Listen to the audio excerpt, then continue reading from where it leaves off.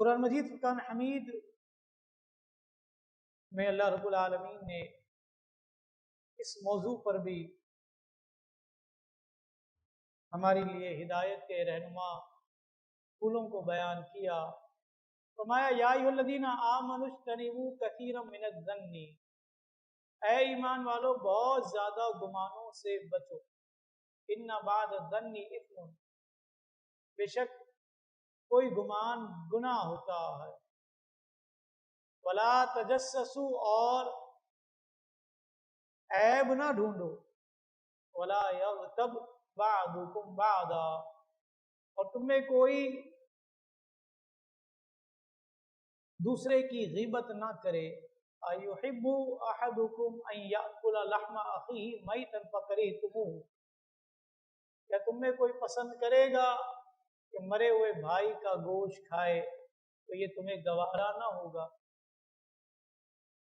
واتقوا اللہ، اور اللہ سے ڈرو، ان اللہ تواب الرحیم، بے شک اللہ توبہ قبول کرنے والا مہربان۔ اس معاشرے پر بغور اگر اس کا مطالعہ کرتے ہیں تو لوگوں کے سوچنے، سمجھنے، جاننے کے انداز اور ان کے انداز فکر پر غور کریں تو بہت کچھ ایسا دکھائی دیتا ہے کہ جس معاشرے میں اور آپ رہتے ہیں، ابتری اور کم ہمتی کی سوچ عروج پر جا رہی ہے، پروان چڑھ رہی ہے۔ سمجھنے کی بدلتی کیفیت کس طریقے سے معاشرے پر، انسان کی نجی زندگی پر اور دیگر جگہوں پر اثر انداز ہوتی ہے، اس کا اندازہ آج کی اس نشست سے ہم بخوبی لگا لیں گے اگر ہم از اول تا آخر توجہ کے ساتھ یہاں پر ذہنی طور پر بھی رہے، فزیکلی کے ساتھ ساتھ مینٹلی طور پر۔ بدگمانی سے معاشرے میں کیسی ابتری پیدا ہوتی ہے، کتنے گھر بسا اوقات بدگمانی کی وجہ سے برباد ہو جاتے ہیں، لڑائی جھگڑے ہو جاتے ہیں، طلاقیں ہو جاتی ہیں۔ بسا اوقات جن کے بارے میں برے گمان پال کر ہم بیٹھے ہوتے ہیں، سامنے والے بندے کو بات معلوم تک نہیں ہوتی کہ میرے بارے میں اس طریقے سے بھی لوگ سوچتے ہیں۔ الزام تراشیاں، عیب دریاں اپنے تہی ایزیوم کر لیتے ہیں، حالانکہ وہ بات ہوتی ہی نہیں، پھر بیان بھی لوگوں کے عیب ہی کرنے ہیں ہم نے۔ بعض لوگوں کو دیکھا جائے تو لگتا ہے کہ ان کے پاس اس روئے زمین میں فقط ان کے علاوہ کوئی اور معقول شخص ہے ہی نہیں، صرف وہی صحیح ہے، باقی سارے کے سارے غلط۔ ہر کسی میں کوئی نہ کوئی عیب اس کو نظر آ جاتا ہے۔ یہی نیگیٹو تھنکنگ ہے، یہی منفی سوچ ہے۔ قرآن اللہ رب العالمین کا پاک کلام کس طریقے سے لوگوں کے برے رویوں کو بیان کر رہا ہے۔ سورہ معارج کی 5 آیتیں میں نے بیان کرنی ہے، لیکن پہلے میں آیت 19، 20 اور 21 بیان کروں گا، اس کے بعد میں 17 اور 18 کی طرف آؤں گا۔ کیا فرمایا؟ ان الانسان خلق ہلوعا، بے شک آدمی بنایا گیا ہے بے صبرا حریص۔ دو باتوں کا ذکر، بے صبرا پن بھی ہے اس میں اور حرص بھی ہے۔ پھر کیا فرمایا؟ اذا مسہ الشر جزوعا، جب اسے برائی پہنچے تو سخت گھبرانے والا، واذا مسہ الخیر منوعا، اور جب بھلائی پہنچے تو روک رکھنے والا۔ یہ تینوں کیٹیگری کے لوگ بیان کیے گئے۔ اب یہ بری صفات مومنین کی نہیں ہو سکتی، کیونکہ ان آیتوں میں تو یہ نہیں فرمایا کہ مومن کے بارے میں بیان کر رہے ہیں یا کافروں کے بارے میں، لیکن اس سے پہلی آیتیں جو نازل ہوئی ہیں 17 اور 18، اس میں واضح قرائن موجود ہیں۔ بری کیٹیگری جو بیان ہو رہی ہے وہ مسلمانوں کی نہیں ہو سکتی۔ کیا فرمایا آیت نمبر 17 میں؟ فرمایا تدعو من ادبر وتولا، اس کو جس نے پیٹھ دی اور منہ پھیر لیا حق قبول کرنے سے، ایمان لانے سے۔ پتہ چلا یہ کیٹیگری ہے ان لوگوں کی جو ایمان سے دور ہیں، حق سے دور ہیں۔ وجمع فاوعا، اور جوڑ کر رکھا مال کو اور اس کے حقوق واجبہ ادا نہیں کیے۔ اب آیات کو سن کر بے صبری کی عادت بھی ختم ہونی چاہیے اور ہرس کی عادت بھی چھوٹنی چاہیے. لیکن ہرس کا پتہ اس وقت چلتا ہے جب مارکیٹ میں گاہک ہوں اور ہماری دکان پر 2-4 آ جائیں. تمنا یہی ہوگی کہ گاہک کہیں اور نہیں جانا چاہیے، سارا کا سارا جتنی بھی اس نے خریداری کرنی ہے یہ ہمارے ہاتھ سے جانا نہیں چاہیے. یہ بھی ہرس ہے. میں کما لوں کوئی اور نہ کمائے، یہ ہرس کی کیٹیگری. دوسری مثال، جب میں اور آپ کہیں دعوت پر جائیں، جب کھانا کھلتا ہے تو کیفیت کیا ہوتی ہے؟ تو ہرس کی علامت نظر آتی ہے کہ اچھا خاصا سوٹڈ بوٹڈ تیار ہو کر جانے والا شخص، جس طریقے سے اس کی پلیٹ کو دیکھا جائے اور جو بھر لیتا ہے، وہ بسا اوقات جتنا کھانا وہ نکالتا ہے اپنے لیے وہ کھاتا نہیں ہے. یہ ہرس کی علامت. حالانکہ قرآن مجید فرقان حمید نے اس موقع پر ہماری رہنمائی کی. کیا فرمایا؟ وَيُؤْثِرُونَ عَلَىٰ أَنفُسِهِمْ وَلَوْ كَانَ بِهِمْ خَصَاصَةٌ. یہ آیت مجھے آپ کو ہم سب کو یاد ہونی چاہیے. سورہ حشر کی آیت نمبر 9. فرمایا اور اپنی جانوں پر ان کو ترجیح دیتے ہیں اگرچہ انہیں شدید محتاجی ہو. یعنی خود کو خواہش ہے، خود کو محتاجی ہے. خواہش ہونا بھی الگ بات ہے، محتاجی ہونا الگ بات ہے. یعنی خود کی بیسک نیڈ ہے، لیکن پھر بھی اپنی بیسک نیڈ کو چھوڑ کر کسی اور کو وہ چیز دے دینا، یہ اعلیٰ ظرف بیان کیا گیا ہے قرآن میں. مصطفیٰ کریم نے کیا فرمایا؟ فرمایا جو شخص کسی چیز کی خواہش رکھتا ہو اور پھر وہ اپنی خواہش کو ترک کر دے اور دوسروں کو اپنے اوپر ترجیح دے تو اس کی بخشش کر دی جاتی ہے. کیا فرمایا؟ فرمایا جب بندہ اپنے مسلمان بھائی کے لیے دعا کرتا ہے تو اللہ تعالیٰ فرماتا ہے لبیک، یعنی حدیث قدسی، اے میرے بندے اور میں پہلے تجھ سے شروع کروں گا. یعنی تو نے دوسروں کے لیے مانگا ہے لیکن دوسروں کو تو دوں گا لیکن ابتدا تجھ سے ہوگی. اللہ تعالیٰ نے اپنے حبیب کے حوالے سے تربیت کا سامان کیا. کیا؟ قرآن کی بڑی مشہور و معروف آیت سورہ والضحیٰ، ما ودعک ربک وما قلی. تمہیں تمہارے رب نے نہ چھوڑا اور نہ مکروہ جانا. میں تفسیر کی دنیا کی طرف جب آتا ہوں تو امام فخر الدین رازی علیہ رحمہ کو بہت زیادہ پڑھتا ہوں. اس آیت کے تحت علامہ رازی علیہ رحمہ نے کیا لکھا؟ فرمایا کہ سید عالم صلی اللہ علیہ وسلم پر وحی کا سلسلہ کچھ موقوف ہوا تو بی بی خدیجہ الکبریٰ سے اس حوالے سے کلام ہوا. تو بی بی خدیجہ الکبریٰ نے آپ صلی اللہ علیہ وسلم کو تسلی دی. کیا فرمایا؟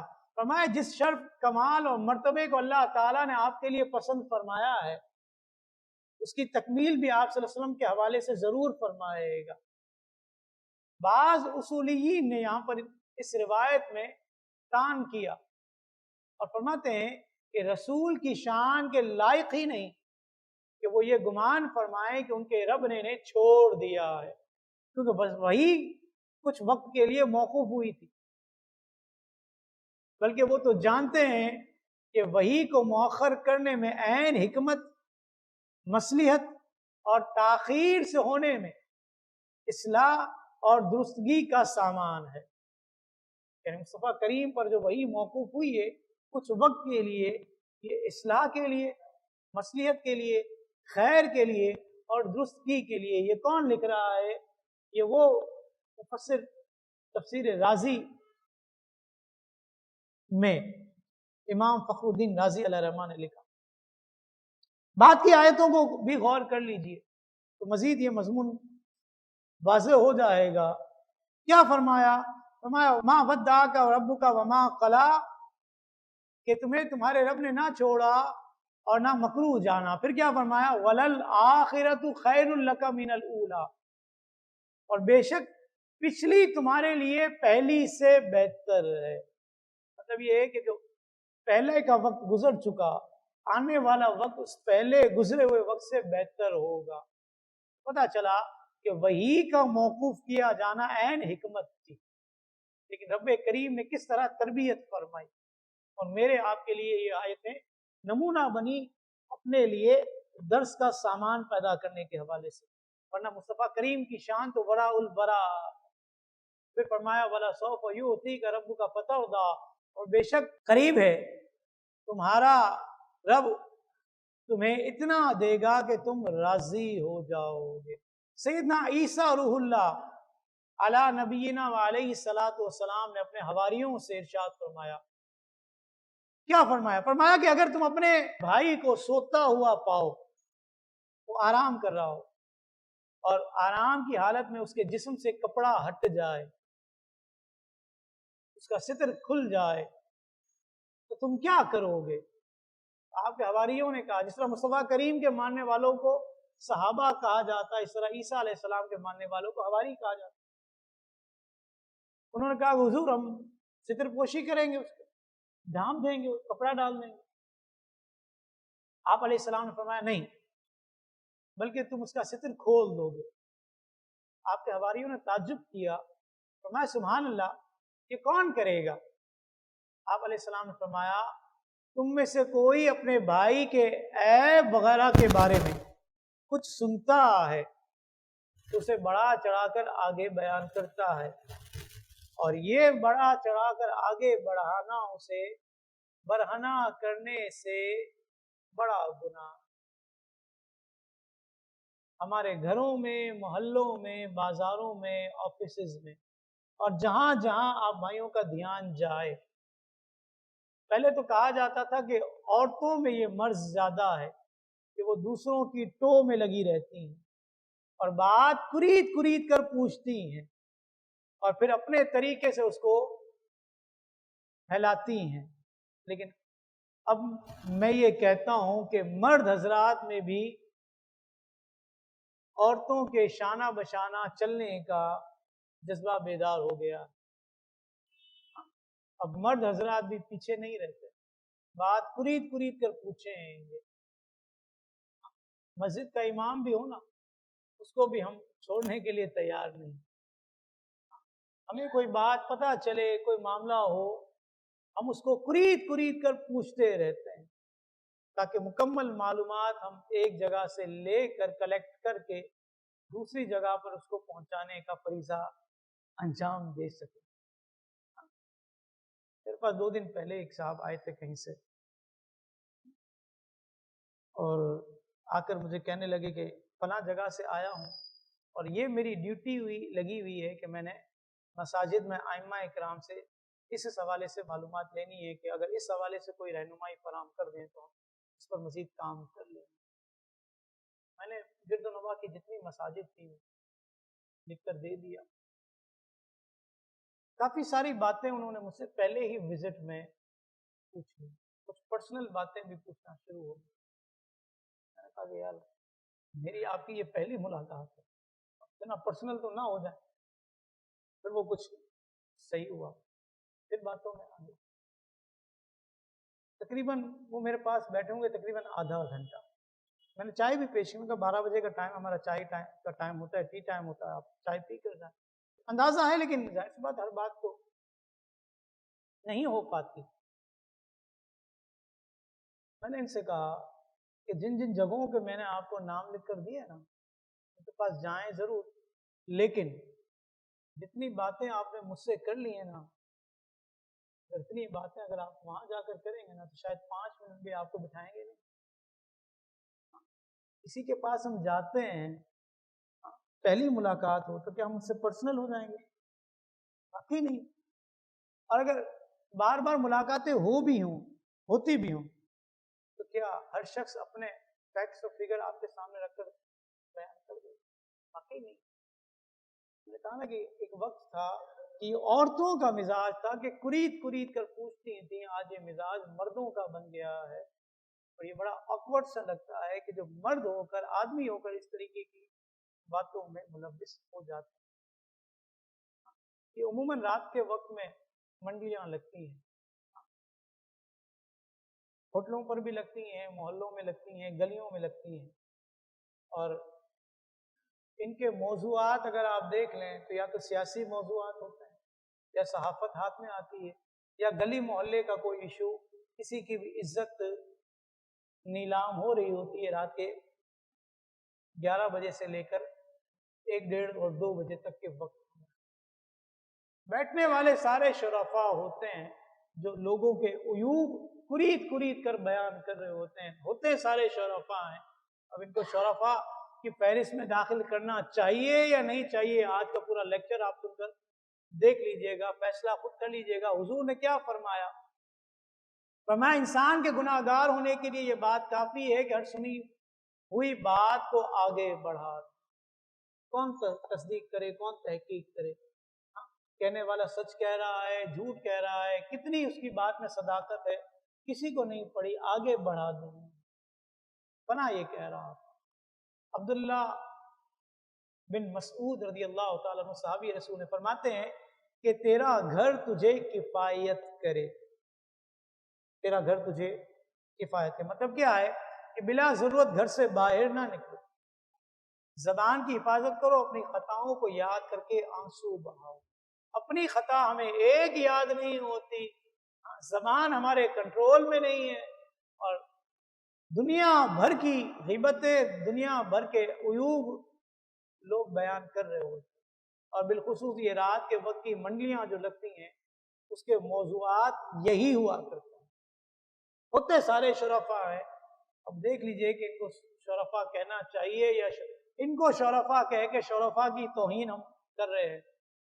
پرنٹ میڈیا ہو، الیکٹرانک میڈیا ہو، دونوں پر جو کچھ دکھایا جا رہا ہوتا ہے اس میں کتنے فیصد صداقت ہوتی ہے، کتنے فیصد پازیٹیو بات ہوتی ہے، اور کتنی منفی باتوں کو بیان کیا جاتا ہے. اور نمک مرچ لگا کر بار بار ایک ہی خبر ریپیٹ ہو رہی ہو، ایک ہی خبر ریپیٹ ہو رہی، 4 ویژول ہوتے ہیں ان کے پاس، اور وہی خبر بار بار نیوز اینکر پڑھ رہا ہوتا ہے، چاہے وہ خبر کسی کے بھی حوالے سے ہو، کتنی ہی منفی خبر ہو، کسی کی عزت کی دھجیاں اڑائی جا رہی ہوں، کوئی پرواہ نہیں.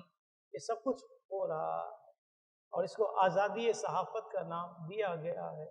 یہ آزادی نہیں، یہ تو غلاظت ہم انڈیل رہے ہیں مسلمانوں کے ذہن و دماغ. فرمایا کسی کی عیب کو بیان کرنا، اس کو برہنہ کرنا ہے.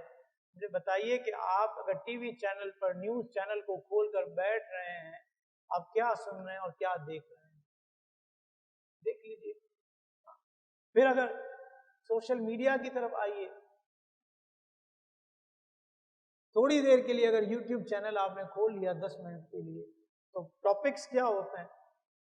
فلاں کی مرمت، فلاں کی کھچائی، بینڈ بجا دی، ستیہ ناش کر کے رکھ دیا، فلاں کی ایسی کی تیسی. یعنی یہ موضوعات انتہائی منفی موضوعات، یہ تھم نیل پر عنوان بنے ہوتے ہیں، ٹائٹل چل رہا ہوتا ہے. بسا اوقات جو اندر ویڈیو ہوتی ہے اس میں اس کا ذکر تک نہیں ہوتا. اور یہ جھوٹ کا پلندہ بھی اس قوم کو، بلکہ مجھے یاد آ رہا ہے کچھ دنوں پہلے ایک ایسی پوسٹ میری نظر سے گزری، مختلف علماء کرام کے پکچرز، اور جو ٹائٹل نیم تھا یہ مجھے بیان کرنے کی جسارت نہیں ہو رہی، واقعی بیان کرنے کی جسارت کہ علماء اہل حق کی تصاویر ہوں اور پھر ان کے حوالے سے اس قسم کا موضوع لکھ کر جاری کرنا، یہ بہت بڑی جرت اور ہمت کی بات ہے. ایسے شخص کے لیے لمحہ فکریہ ہے کہ وہ کیا آگے بڑھا رہا ہے، کیا آگے بڑھا رہا ہے. اور مزے کی بات کہ ہم نے ساری اصلاح سوشل میڈیا پر ہی کر لینی ہے، ساری اصلاح سوشل میڈیا پر کر لینی ہے. حالانکہ شریعت نے اس کو پسند نہیں کیا کہ میں اور آپ کسی کی اصلاح سوشل میڈیا پر بیٹھ کر کریں. میں آگے بیان کروں گا کہ اصلاح کا جو طریقہ شریعت مطہرہ نے ہمیں دیا ہے، ہم اس سے کتنے حد تک پیچھے رہ گئے ہیں. لوگ جھگڑتے رہتے ہیں، اپنی اوقات ان کو معلوم نہیں ہوتی.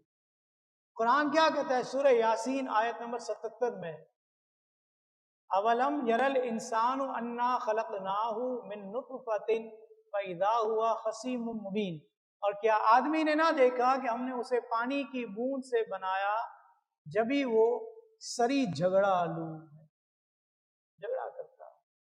آیت عاص بن وائل یا ابو جہل اور مشہور قول ابی بن خلف کے بارے میں نازل ہوئی۔ ہاتھ میں ایک بوسیدہ سی ہڈی تھی اس کے، مصطفیٰ کریم کی بارگاہ میں آ گیا اور کیا کہتا ہے، آپ یہ سمجھتے ہو کہ ہڈی جو گل گئی ہے جس کو میں ہاتھ سے مسل رہا ہوں چورا چورا ہو جاتی ہے، کیا رب العالمین اس کو بھی دوبارہ زندہ کرے گا؟ اور اللہ کی بارگاہ میں وہ انسان پیش ہو جائے گا۔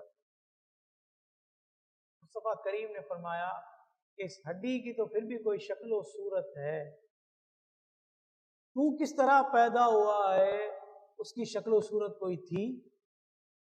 غور کر لے۔ فرمایا اس کی تو کوئی شکل و صورت نہیں تھی، اس طرح تو پیدا ہوا ہے، اس ہڈی کی تو پھر بھی کوئی کیفیت ہے، کوئی شکل ہے، کوئی صورت ہے۔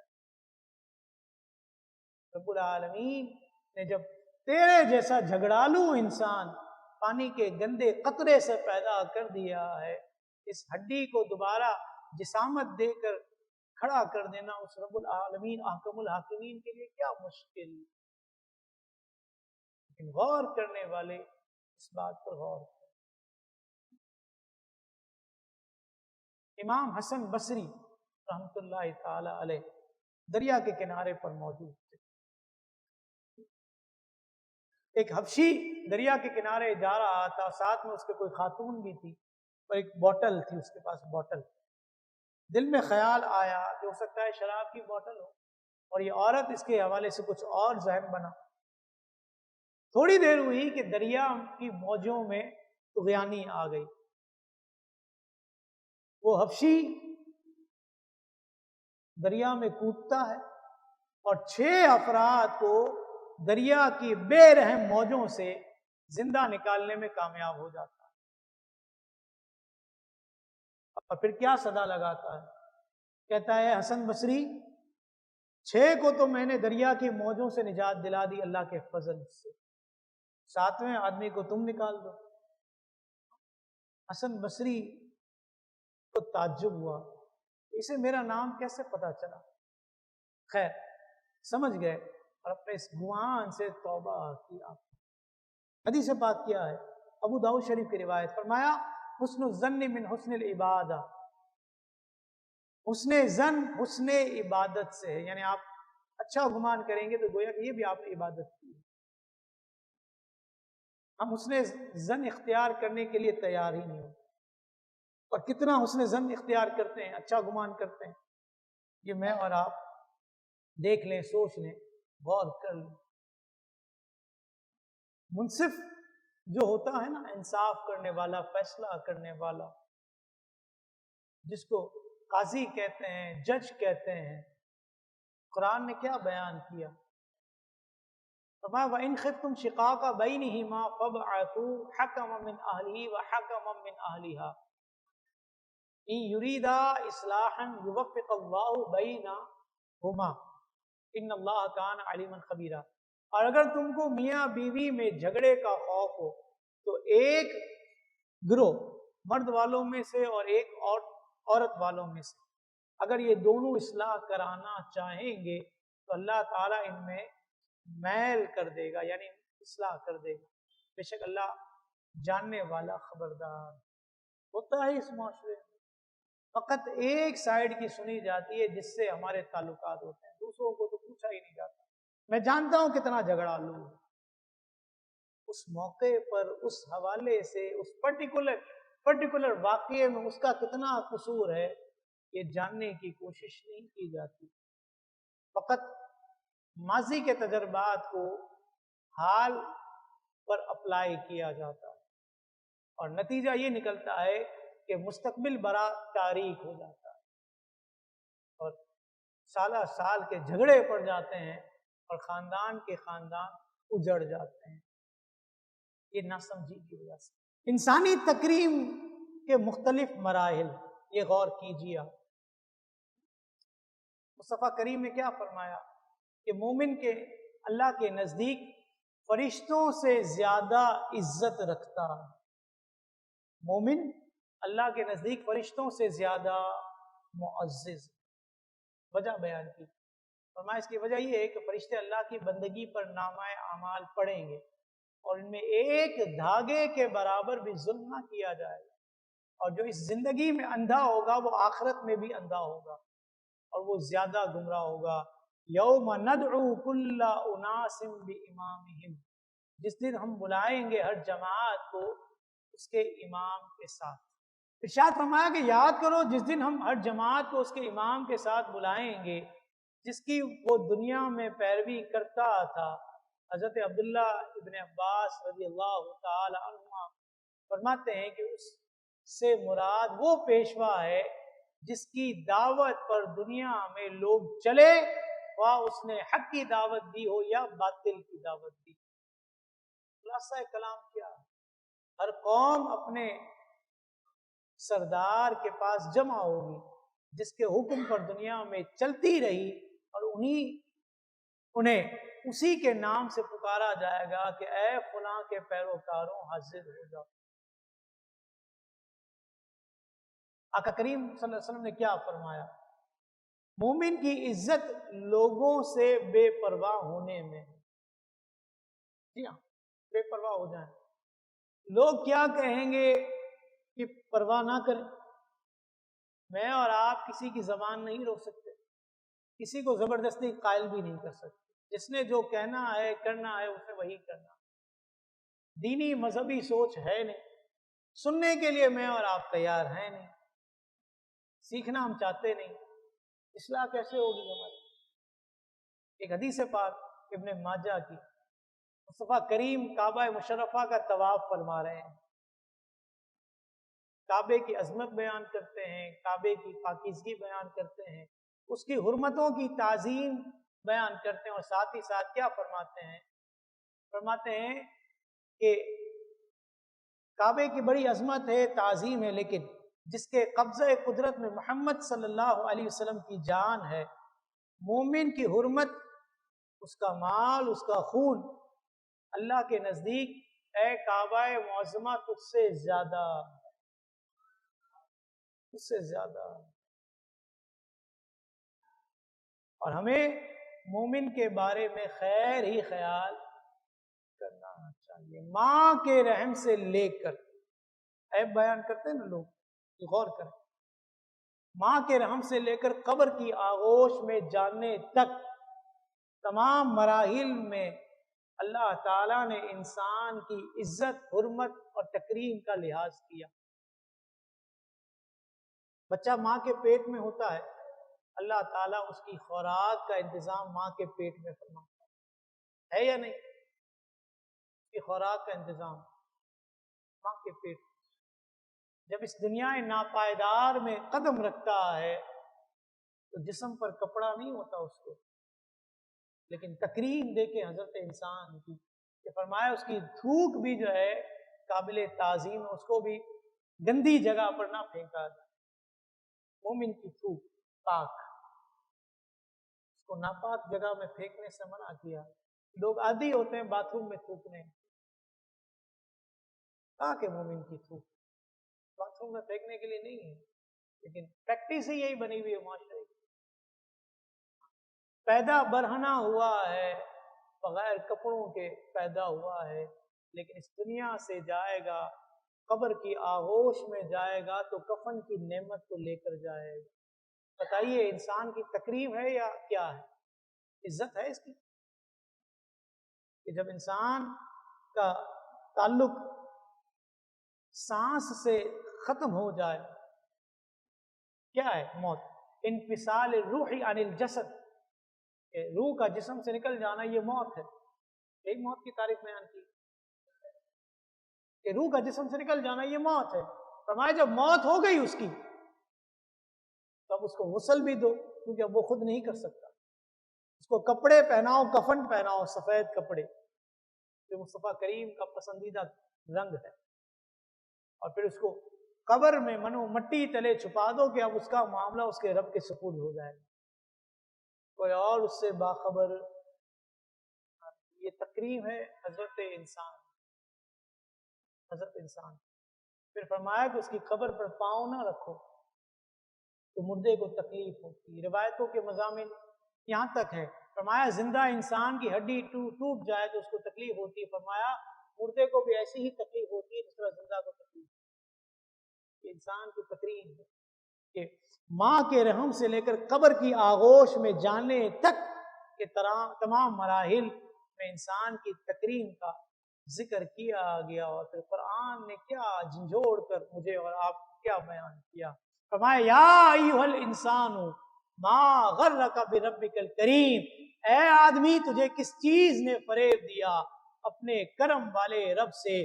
الذی خلقک فسواک فعدلک. جس نے تجھے پیدا کیا پھر ٹھیک بنایا پھر ہموار کیا. فی ای صورت ما شاء رکبک. جس صورت پر چاہا تجھے ترکیب دیا. کلا بل تکذبون بالدین. کوئی نہیں بلکہ تم انصاف کو جھٹلاتے ہو. وَإِنَّ عَلَيْكُمْ لَحَافِظِينَ. اور بے شک تم پر نگہبان ہیں, کچھ نگہبان ہیں. کرامن کاتبین, معزز فرشتے. یعلمون ما تفعلون, کہ جانتے ہیں جو کچھ تم کرتے ہو. عزت تعظیم تکریم کا معیار بیان کرنے کے بعد انسان کو جھنجھوڑ کر بیان کر دیا گیا کہ یہ کس خواب و خیال میں تم ہو اور کس طرح لوگوں کے عیب کو اچھالتے پھرتے ہو. تمہاری شان تو یہ تھی کہ تمہیں رب العالمین نے عزت کرامت اور شرافت کا تاج تمہارے سر پر رکھا. اشرف المخلوقات تم کہلائے. کنتم خیر امتن کا خطاب فقط اسی امت کو دیا گیا, کسی اور امت کو یہ خطاب نہیں ملا. اور یہ امت جگہ جگہ میڈیا پر بیٹھ کر لوگوں کے عیب بیان کر رہی. کیا حالات ہو گئے اس قوم. کچھ مقامات ایسے بھی ہیں کہ جہاں پر عیب بیان کرنے کی اجازت ہے. خود رب العالمین نے عیب بیان کیے. ہاں ولید بن مغیرہ جیسے لوگوں کے عیب 10 عیب سورہ قلم میں اللہ رب العالمین نے بیان کیے. کیا فرمایا؟ فرمایا وَلَا تُطِعْ كُلَّ حَلَّافٍ مَّهِينٍ. اور ہر ایسے کی بات نہ سننا جو بڑا قسمیں کھانے والا ذلیل. ہمازٍ مشاء بنمیم, بہت تانے دینے والا, ادھر کی ادھر لگاتا پھرنے والا. ہے یہ عیب مسلمانوں میں؟ میں نے کہا نا کہ ایک وقت تھا تو عورتوں کی یہ عادت تھی کہ ادھر کی ادھر لگاتی تھی, ٹو میں رہتی تھی. آج مرد جو ہے اس معاملے میں عورت سے 4 گنا زیادہ آگے ہے. میں مذہبی تشخص رکھ کر یہ بات کہہ رہا ہوں کہ مجھے بہت زیادہ پالا پڑا ہے ایسے لوگوں سے, بہت زیادہ پالا پڑا. اندر آ کر لوگوں کے عیب بیان کریں گے, کری کر پوچھیں گے کہ کوئی بات امتیاز کے منہ سے نکل جائے, کوئی بات نکل جائے, ہمیں موضوع مل جائے. بہت برا حال. مناع للخیر معتد اثیم. بھلائی سے بڑا روکنے والا, حد سے بڑھنے والا گناہگار. اتل بعد ذالک زنیم. ترش خو, اس پر ترا یہ کہ اس کی اصل میں خطا. ان کان ذا مال و بنین, اس پر کہ کچھ مال اور بیٹے رکھتا ہے. اذا تتلی علیہ آیاتنا قال اساطیر الاولین. جب اس پر ہماری آیتیں پڑھی جائیں کہتا ہے اگلوں کی کہانیاں ہے. سنصبہ علی الخرطوم. قریب ہے کہ ہم اس کی سور کی تھوتنی پر داغ لگا دیں. مطلب یہ ہے کہ ان کا چہرہ بگاڑ دیں. یہ وہ شخص تھا کہ جس کے بارے میں یہ احکامات نازل ہوئے, اپنی ماں کے پاس گیا اور تلوار تان کر کہتا ہے کہ سچ سچ بتانا. مسلمانوں کے نبی نے کہا ہے, جھوٹ بات وہ نہیں کہتے, ایمان نہیں لایا, لیکن عقیدہ اس کا یہی تھا کہ یہ جو بولیں گے سچ بولیں گے, سچ کہنا. وہ کہتے ہیں کہ میری اصل میں خطا ہے. میرا باپ کون ہے؟ کون ہے میرا باپ؟ یہ وہ مقام تھا کہ جہاں پر اللہ رب العالمین نے عیب بیان کی. پھر اس کی ماں نے کہا کہ تیرے باپ میں جو ہے اولاد پیدا کرنے کی قوت نہیں تھی اور تو فلاں چرواہے کا بیٹا.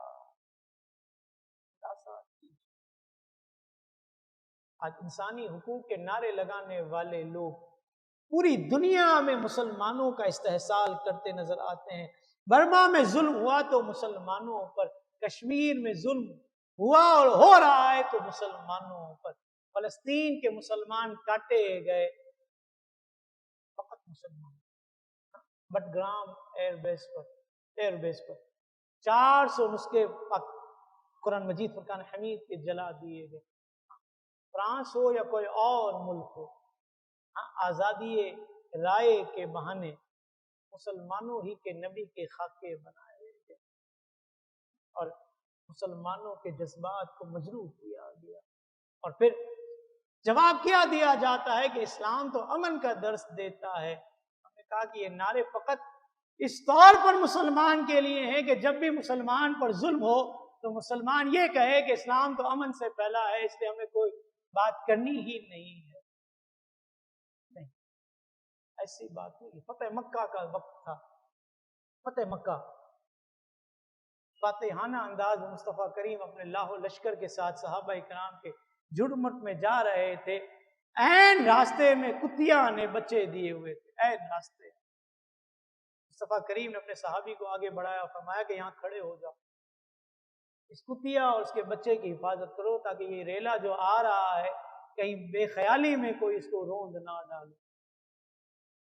لیکن ابن خطل کی بات آئی جو کہ کعبے کے غلاف میں چھپ گیا تھا، بخاری کی روایت ہے، گستاخ رسول، فرمایا اقتلوہ، اس کو وہیں پر قتل کر دو، غلاف کعبہ میں اس کو قتل کرنے کا مصطفیٰ کریم نے حکم دیا۔ ہر وقت مسلمانوں کو چپ رہنے کا حکم نہیں دیا گیا۔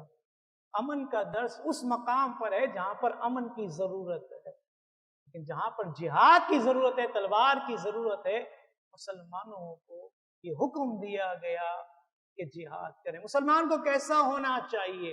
اپنے مسلمانوں کے لیے، اپنے مسلمانوں سے کیسا ہونا چاہیے؟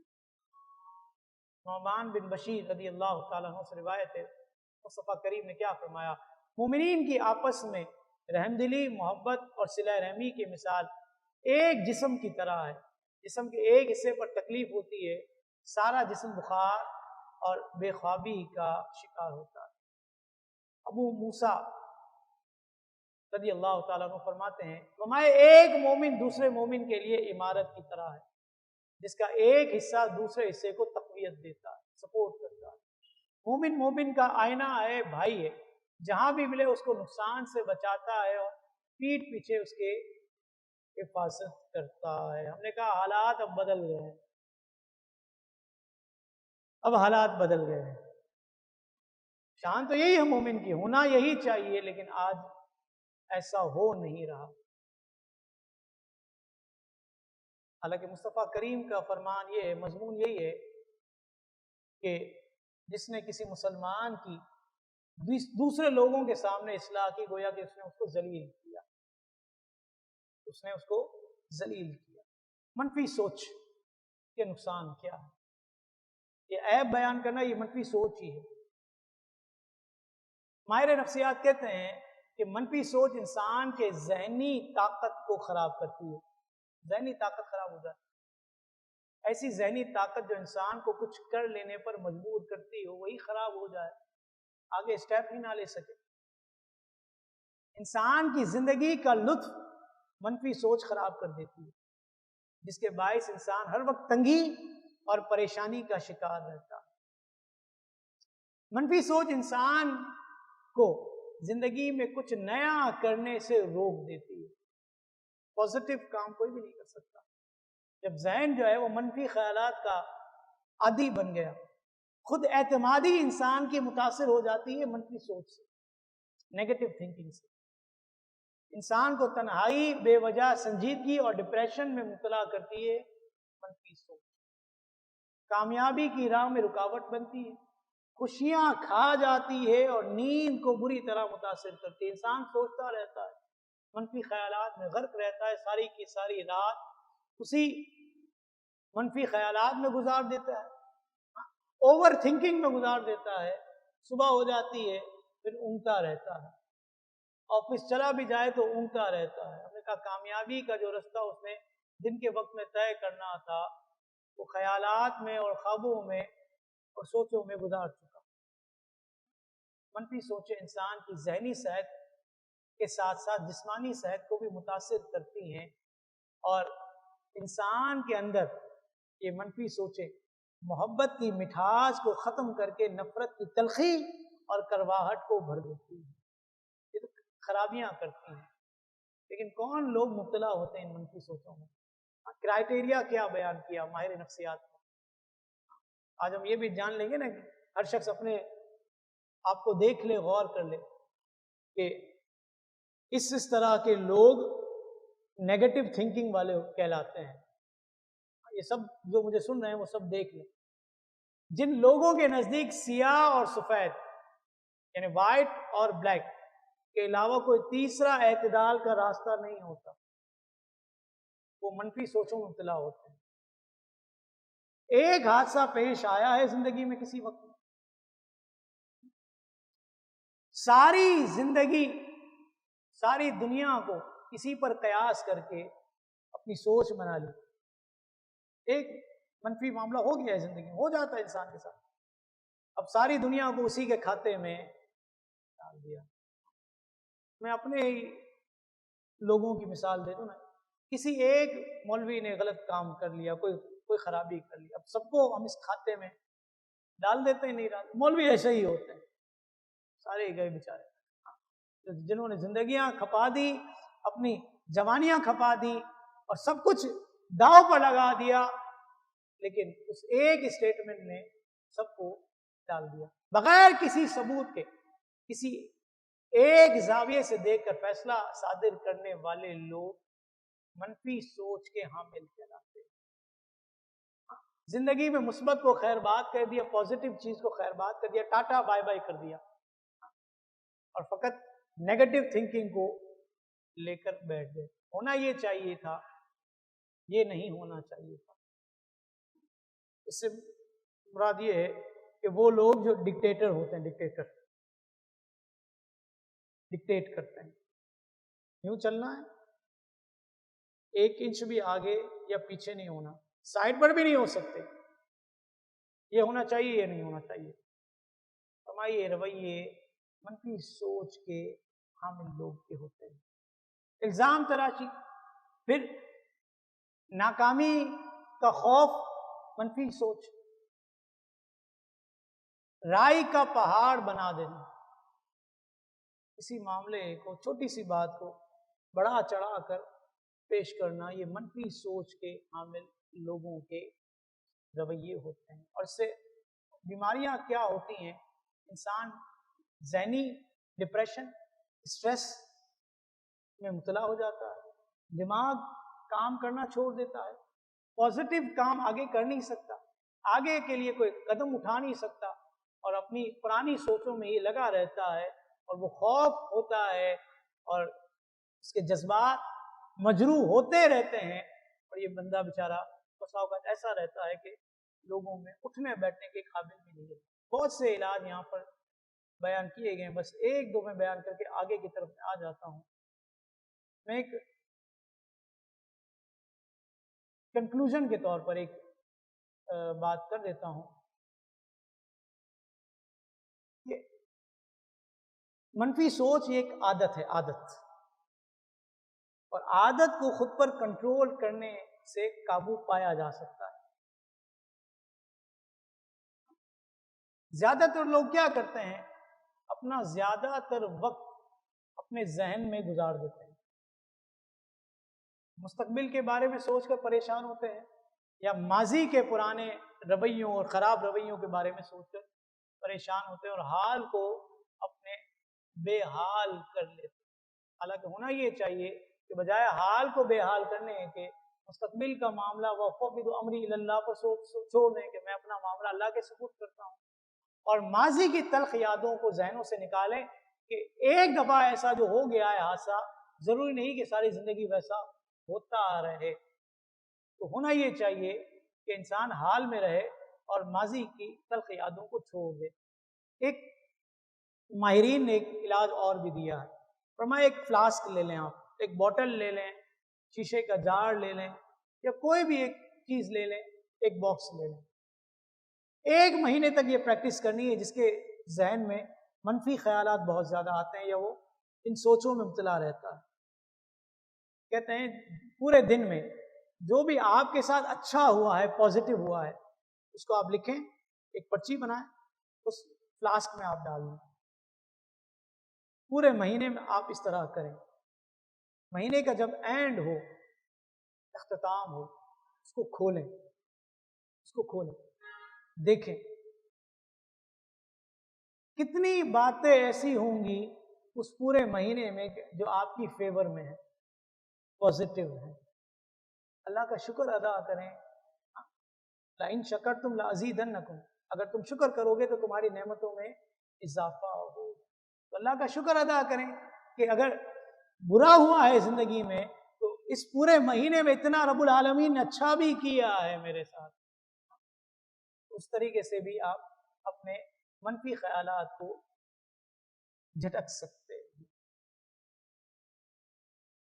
اپنے دماغ کو اچھا دکھائیں نا، اپنے دماغ کو اچھا دکھائیں. میں اور آپ باغ میں جاتے ہیں، بسا اوقات CCTV کیمرے لگے ہوئے ہوتے ہیں. باغ میں یہ سمجھ لیں کہ کیمرے لگے ہوئے ہیں، 8-10 کیمرے لگے ہوئے ہیں مختلف لوکیشن پر.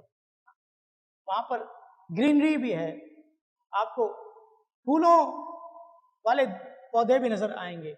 آپ کو ہو سکتا ہے کہ بڑا باغ ہے، وہاں پر آپ کو پھلوں کے بڑے بڑے درخت بھی نظر آئیں. لوگ ٹہل رہے ہیں، انجوائے کر رہے ہیں، بچے جھولے کھا رہے ہیں، ہر جگہ کیمرہ لگا ہوا ہے. ٹھیک ہے، آپ کی نظر اس کیمرے پر اٹک گئی ہے جو ٹوائلٹ کی طرف لگا ہوا. منفی سوچ، آپ کی نظر وہیں پر اٹک گئی. آپ کو مجھے بتائیے کیا نظر آئے گا؟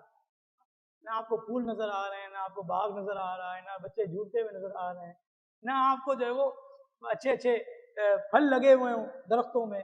آپ کو کچھ بھی نظر نہیں آ رہا. آپ کی نظر فقط سوچ وہیں پر لگی ہوئی کہ لوگ آ رہے جا رہے 6 افراد نکلے، 4 افراد دوبارہ داخل ہوئے، پھر 2 گئے، پھر 3 نکلے. آپ یہی اکاؤنٹیبلٹی کرتے رہیں گے. ہم نے کہا کہ اپنے سوچوں کا زاویہ پازیٹیو کرے، اچھی جگہ پر لگائیں. دماغ میں جو کیمرے لگے ہوئے ہیں نا، اس کو ٹوائلٹ سے ہٹا کر کہیں اور لگائیں. مسجد کی طرف لگائیں، بیت اللہ شریف کی طرف لگائیں، حضور کے روضہ اقدس کی طرف لگائیں. اچھا اچھا سوچیں، انشاءاللہ اچھا ہوگا. رب کی رحمت کی طرف نظر کریں اور اس کا شکر ادا کریں گے تو بہت کچھ ملے گا. ہمارے ہاں لوگوں کا ایک زاویہ یہ بھی غلط ہو گیا ہے کہ ہم نے نفع کا نام ارننگ رکھ دیا، ارننگ مال. حالانکہ نفع فقط مال ہی نہیں ہوتا، نفع اور بھی بہت کچھ ہوتا ہے. دنیاوی مال اور دولت ہی نفع نہیں بلکہ علم بھی نفع. علم، پہلے درجے کا طالب علم دوسرے درجے میں چلا گیا نا، اس نے پہلے درجے کا علم حاصل کر لیا، اب وہ دوسرے درجے کا علم حاصل کر رہا ہے. وہ تیسرے درجے میں جائے گا تو مزید اس کے علم میں اضافہ ہوگا. جب وہ 8 درجے پڑھ کر فارغ التحصیل ہوگا، سرٹیفکیٹ حاصل کرے گا تو وہ عالم دین کہلائے گا. تو یہ علم کا ملنا یہ بھی نفع ہی ہے. اپورچونٹی مل جائے، آپ کو اپورچونٹی مل جائے، علم حاصل کیا، اس کو پڑھانے کا موقع مل گیا، یہ بھی فائدہ ہے یا نہیں ہے؟ نفع.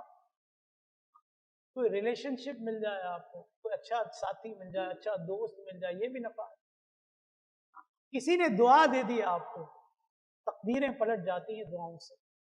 اور کسی کے دل سے، سچے دل سے نکلی ہوئی دعا تو انسان کو پتہ نہیں کہاں کے کہاں لے جاتی. کوئی نیا آئیڈیا آ گیا، نفع ہے یا نہیں؟ اس طریقے سے کر لیں.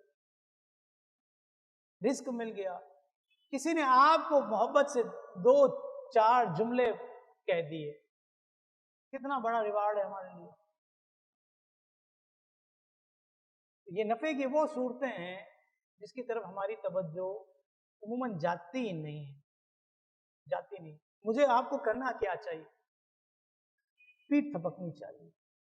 ہمارے چھوٹے سے کام میں اگر کوئی شخص شریک ہو جائے نا، چھوٹے سے، یہ میں فیضان رضا کی ہی بات کروں، یہ سارا میرے یہ جتنے بھی بیٹھے ہوئے نا، یہ سب یہ کیمرے لے کے بیٹھے ہوئے، یہ اپنا موبائل لے کے چلا رہے ہیں، یہ آڈیو ریکارڈنگ کر رہے ہیں، یہ اتنی یعنی کہ 4 دن پہلے سے شروع ہوتی ہے، یہ چلتی رہے گی اور یہ سمیٹیں گے. واللہ باللہ تاللہ ان میں سے کوئی ایک بھی ایسا نہیں جو مجھ سے یا میرے انتظامیہ سے 1 روپے کی بھی ڈیمانڈ کرتا ہوں. واللہ باللہ تاللہ یہ سارے اللہ کی رضا کے لیے. ریوارڈ کیا دیتے ہیں ہم ان کو؟ ریوارڈ کیا دیتے ہیں ہم؟ پھولوں کا ہار بھی نہیں پہناتے، تو وہ بھی 300-400 روپے کا آتا ہے. محبت سے 2 جملے کہتے ہیں، محبت سے 2 جملے کہتے ہیں، پیٹ تھپکتے ہیں، بیٹا کرو، بس یہ ہے.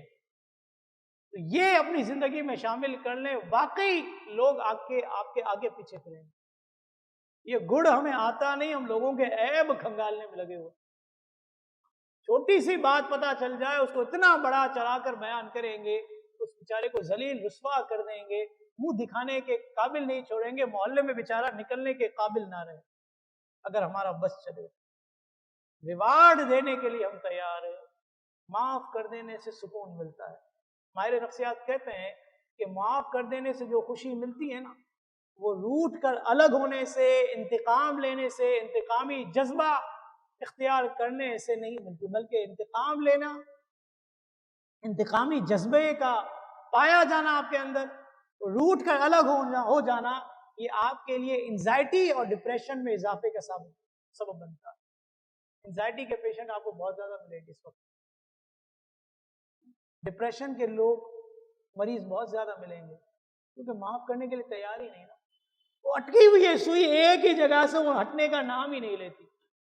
6 سال پہلے واقعہ ہوا، 8 سال پہلے ہوا، 4 سال پہلے ہوا، چھوڑ دو یار، چھوڑ دو. اللہ بھی معاف کرتا ہے، تم بندے ہو کے معاف کرنے. اپنا انزائٹی لیول بڑھا لیں گے، خود کو ڈپریشن کا مریض بنا لیں گے، اسٹریس میں پڑ جائیں گے، لیکن چھوڑنے کے لیے تیار نہیں. بی بی عائشہ نے کیا فرمایا؟ غلطی کرنے والوں کی لغزشوں کو معاف کرو جب تک کہ وہ حد شرع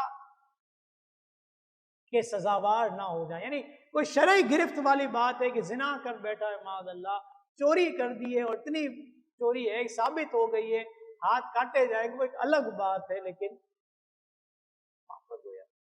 معاف کرنے کے لیے تیار نہیں.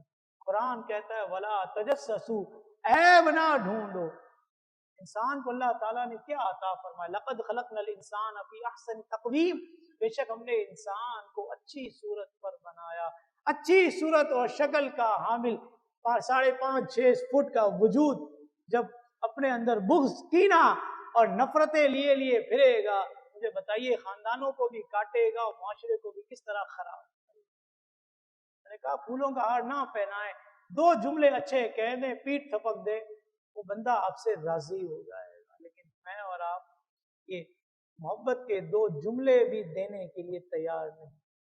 اور جو ہمارے عیب بتائے ہمیں، میں نے کہا نا بعض جگہ ایسی ہوتی ہے جہاں بتانا پڑتا ہے کہ یہ نہیں کرو، وہ ہمیں کتنا برا لگتا ہے. حالانکہ کشف المعجوب میں روایت موجود، فیض القدیر میں کیا روایت موجود ہے؟ فرمایا اللہ تعالیٰ تیرے ساتھ بھلائی کا ارادہ کرتا ہے تو تیری ذات کے عیب اور جہالتوں کو تجھ پر ظاہر کرتا ہے.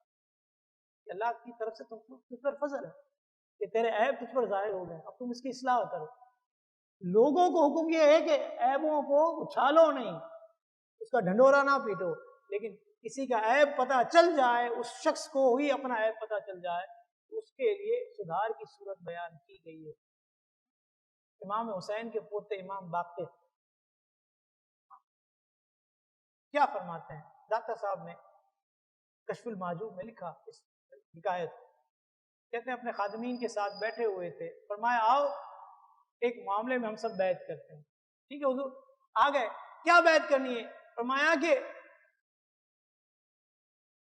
قیامت کے دن جسے بھی ہم میں سے نجات مل جائے وہ دوسرے کی شفاعت کرے گا.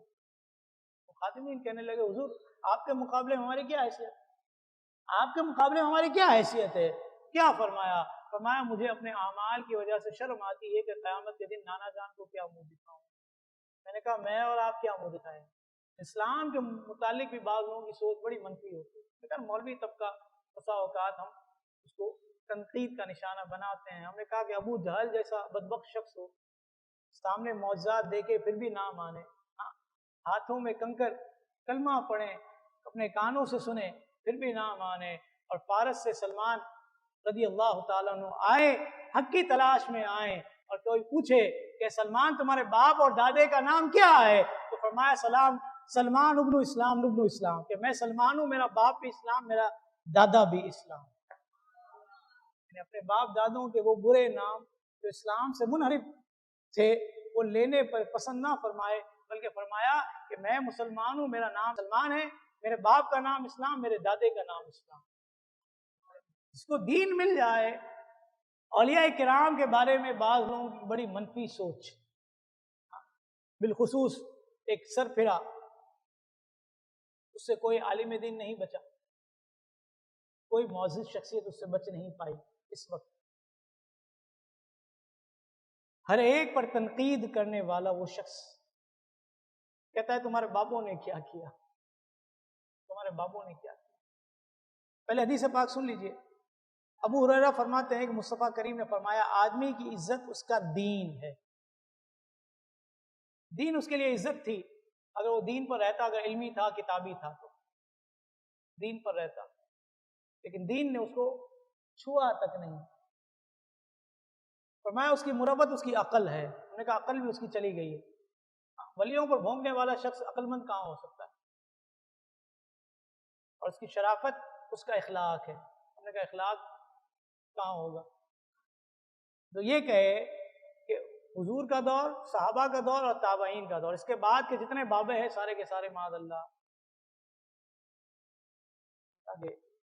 جو اس قسم کی خباثتیں پھیلائے، وہ نہ اس کا دین نہ اس کا ایمان، بلکہ اس کے شر سے تو بچنا چاہیے. کہ ایسا شخص اپنے آپ کو علمی کہے، کتابی کہے، تو نہ اس کے علم کی حیثیت نہ اس کے کتابی ہونے کی حیثیت. ہم نے کہا کہ 27 سال کی عمر ہو، بڑھ جوانی ہو، اور ناموس رسالت کی قید سے رہا ہو کر آیا ہو، ناموس رسالت کی قید سے رہا ہو کر آیا ہو، اور جذبہ یہ ہو کہ طاغوتی طاقتیں اس کے آگے اپنے گھٹنے ٹیک دیں کہ اب اس سے جو ہے مفاہمت کر لینی چاہیے، کوئی رستہ نکالنا چاہیے. انہوں نے کہا یہ ہیں ہمارے بابے. انہوں نے کہا بابا بنام یہ نہیں ہے کہ جس کی عمر زیادہ ہو گئی وہ بابا ہو گیا. ہم نے کہا جس کا تقویٰ زیادہ ہو گیا، جس کی پرہیزگاری زیادہ ہو گئی، جس نے دین کا کام کر لیا، وہ بابا ہے، وہ بابا. ہم نے کہا ہمارے بابے تو وہ ہے کہ جنہوں نے 40 سال کی مشقت سے دین اسلام کا اور سنت کا کام کیا. ہم نے کہا ہمارے بابے وہ ہیں کہ جنہوں نے 50 سال تک قال قال رسول اللہ کا نغمہ پڑھا ہے، اور پھر 4 سالہ ناموس رسالت پر پہرا دیا ہے، اور اس دنیا سے گئے ہیں تو مینار پاکستان جنازے کے لیے کم پڑ گیا، اور جب پہلی عرس کی تقریب ہوئی ہے تو مسجد رحمت اللہ للعالمین کم پڑ گئی، باہر روڈ پر آنا پڑا. میں نے کہا یہ ہیں ہمارے بابے، یہ ہیں ہمارے بابے. ہمارے فقلوہ. میں نے کہا ہمارے بابوں کو غلط کہنا اور ہمارے بابوں کو گالی نکالنے سے پہلے سوچ لینا کہ یہ روئے زمین، یہ دھرتی جو ہے ان بابوں ہی کے دم قدم سے آگاہ ہے، ورنہ اس روئے زمین کے بقا کا سبب نہیں ہے، سبب نہیں ہے. کہتا ہم تمہارے بابوں نے کیا کیا؟ ہم نے کہا کہ ہمارے بابے وہ ہیں کہ جنہوں نے ٹی وی پر بیٹھ کے یہ نہیں کہا کہ اللہ کا شکر ادا کرتے ہیں کہ ہم پاکستان بننے کے گناہ میں شریک نہیں ہوئے. ہم نے کہا پھر ٹھیکیدار کیوں بنتے ہو یہاں پر؟ جاؤ نا یہاں پر، تم جاؤ یہاں سے، ٹھیکیدار کیوں بنتے ہو؟ جب ٹی وی پہ آگے یہ بولا ہے کہ ہم پاکستان بننے کے گناہ میں شریک نہیں ہوئے تو ہم تمہیں یہاں پر بٹھانے کے لیے تیار بھی نہیں. جاؤ دفن ہو جاؤ جہاں روئے زمین پر تمہیں جگہ ملتی ہے. پاکستان کو تو پاک ہونے دو، پاکستان کو تو پاک ہونے دو. ہم نے کہا احمد شاہ مدراسی کی ہڈیاں گل گئیں کالے پانی کی سزا، اور علامہ کفایت اللہ کافی کے جسم پر نمک اور مرچ چھڑک کر تم سمجھتے تھے کہ یہ بابا جو ہے اپنی موت مر جائے گا. ہم نے کہا یہ تو وہ شخص تھا کہ جو پھانسی کے تختے پر جاتے ہوئے بھی ہمیں کلام دے گیا، کوئی گل باقی رہے گا نہ چمن رہ جائے گا، پر رسول اللہ کا دین حسن رہ جائے گا. اتنسو کم خواب کی پوشاک پر نازا نہ ہو، اس تنے بے جان پر خاکی کفن رہ جائے گا، سب فنا ہو جائے گا. کافی ولیکن حشر تک نام حضرت کا زبانوں پر سخن رہ جائے گا. ہم نے کہا ہمارے بابے تو وہ ہے کہ علامہ فضل حق خیر آبادی علیہ رحمہ 1857 میں آپ نے سب سے پہلے انگریزوں کے خلاف فتویٰ دیا. نے کہا جب دین فروشی ہو رہی تھی تو ہمارے ہی بابے تھے ان کا نام امام احمد رضا ہے، جنہوں نے ہم سنیوں کے ایمان کی حفاظت کی. جب یہ عبارتیں گشت کر رہی تھیں کہ جس کا نام محمد اور علی ہے وہ کسی چیز کا اختیار نہیں رکھتے، نبی کی تعظیم بشر جیسی کرو بلکہ اس میں بھی کمی کرو، میں بھی ایک روز مر کر مٹی میں ملنے والا ہوں. یہ ساری کتابیں میرے پاس موجود ہیں، اصل کتابیں. ہم نے کہا اس وقت جس شخصیت نے ہم جیسوں کے ایمان کی حفاظت کی اس کا نام ہی احمد رضا تھا. یہی حقیقی بابے. کہتے ہیں کہ بابوں نے کیا کیا؟ ہم نے کہا بابوں نے بہت کچھ کیا، لیکن اگر اینک ہی تعصب کی لگی ہوئی ہو تو کچھ نظر نہیں آتا. لیکن جو تعصب کی اینک اتار کر دیکھے تو مصطفیٰ کریم صلی اللہ علیہ وسلم کے دور سے لے کر آج تک حضرات صحابہ اکرام، تابعین، تبع تابعین، یہ مقدس ہستیاں، اس کے بعد یہ بابے ہی تھے کہ جنہوں نے اس روئے زمین پر دین اسلام کو اور قرآن اور حدیث کو پھیلایا. لہذا ان کے بارے میں غلط عقیدہ اور نظریہ نہیں رکھنا چاہیے. آخر میں ایک حدیث پاک سماعت کر لیجئے. حضور نے کیا فرمایا؟ من استوى یومہ فہو مغبون، جس کے 2 دن ایک جیسے گزر جائیں وہ ناسمجھ نقصان. 2 دن ایک جیسے گزر جائیں. اپنے وقت کی اکاؤنٹیبلٹی کیجیے اور اپنے آپ کو اس بات کے لیے تیار کیجیے کہ آپ کا پچھلا وقت، پرانا وقت آپ کے آنے والے وقت سے بہتر ہو جائے، تاکہ آپ اپنے لیے کچھ آخرت کا سامان کر سکیں، نجات کی راہیں اختیار کر سکیں. اپنی سوچ کو مثبت بنائیے، منفی سوچ سے جان چھوڑائیے. اللہ رب العالمین سے ہم دعا کریں گے اللہ تعالیٰ ہمیں عمل کی توفیق عطا فرمائے. مزید اسلامک اور معلوماتی ویڈیوز دیکھنے کے لیے لائک، شیئر اینڈ سبسکرائب کے بٹن کو پریس کرنا ہرگز نہ بھولیں.